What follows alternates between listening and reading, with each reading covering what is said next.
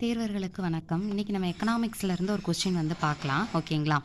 நிதி ஆயோக் 2018 அதனுடைய அறிக்கையின்படி சுகாதார குறியீட்டில் தமிழ்நாடு எத்தனாவது இடத்துல இருக்குது அப்படின்னு சொல்லி ஆப்ஷன் கொடுத்துருக்காங்க. ஃபஸ்ட் பிளேஸு 8வது இடம், 5வது இடம், 3வது இடம் அப்படின்னு சொல்லிட்டு ஆப்ஷன் வந்து கொடுத்துருக்காங்க. ஓகேங்களா? ஸோ நிதி ஆயோக் அவங்களுடைய அறிக்கையின்படி சுகாதார குறியீட்டில் தமிழ்நாடு எத்தனாவது இடத்துல இருக்குது அப்படின்னு சொல்லி கேட்டிருக்காங்க. ஸோ ஃபஸ்ட்டு இந்த நிதி ஆயோக் அப்படின்றது என்னன்றது பார்த்துடலாம். ஓகேங்களா? இந்த நிதி ஆயோக் அப்படின்றது திட்டக்குழு அப்படின்றதுக்கு மாற்றாக கொண்டு வரப்பட்டது தான் என்ன அப்படின்னு பார்த்தோம்னா நிதி ஆயோக் அப்படின்றது. திட்டக்குழு 1950 மார்ச் 15 தான் இது வந்து கொண்டு வந்திருப்பாங்க. பட் இந்த மாதிரி திட்டக்குழுன்ற ஒன்று நம்ம உருவாக்கலாம் அப்படின்றத யார் பரிந்துரை பண்ணியிருப்பாங்க அப்படின்னு பார்த்தோன்னா கேசி நியோகி அப்படின்றவர் தலைமையிலான கமிட்டி தான் என்ன பண்ணியிருப்பாங்க, இந்த திட்டக்குழுவை வந்து என்ன பண்ணியிருப்பாங்க அப்படின்னு பார்த்தீங்கன்னா பரிந்துரை பண்ணியிருப்பாங்க. ஓகேங்களா? ஆன் தட் பேசிஸ் 1950 மார்ச் 15 இது வந்து இயங்க ஆரம்பிச்சிருக்கும்.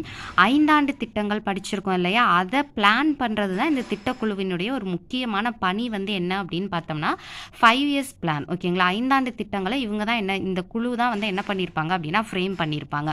ஸோ இதுக்கு மாற்றாக கொண்டு வரப்பட்டது தான் என்ன அப்படின்னு பார்த்தோம்னா இந்த நிதி ஆயோக். இது 2015 ஜனவரி 1 என்ன பண்ணியிருப்பாங்க அப்படின்னா 1 இது நடைமுறைக்கு வந்திருக்கும். 2014 நம்ம பிரைம் மினிஸ்டர் வந்து இதை என்ன பண்ணியிருப்பாங்க அப்படின்னா அனௌன்ஸ் பண்ணியிருப்பாங்க. திட்டக்குழுக்கு மாற்றாக இப்படி ஒரு விஷயத்தை நாங்கள் கொண்டு வர போகிறோம் அப்படின்னு சொல்லிட்டு. ஓகேங்களா? ஸோ இப்போ இந்த நிதி, ஓகேங்களா, இங்கிலீஷில் NITI அப்படின்னு சொல்லி கொடுத்துருக்காங்களா, இதுக்கான அப்ரிவேஷன் என்ன அப்படின்னு பார்த்தோம்னா ஃபுல் ஃபார்ம் வந்து N for national, I for institute, for T for transforming, I for India, national institute for transforming India அப்படின்றத இந்த NITI அப்படின்றதனுடைய ஃபுல் ஃபார்ம். ஓகேங்களா?